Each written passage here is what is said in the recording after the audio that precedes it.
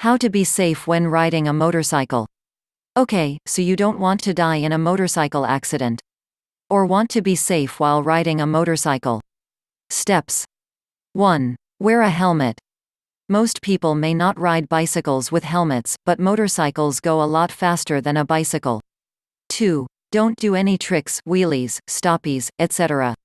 Once again, just doing it on a regular bicycle is safer, but on a motorcycle it's a lot more dangerous.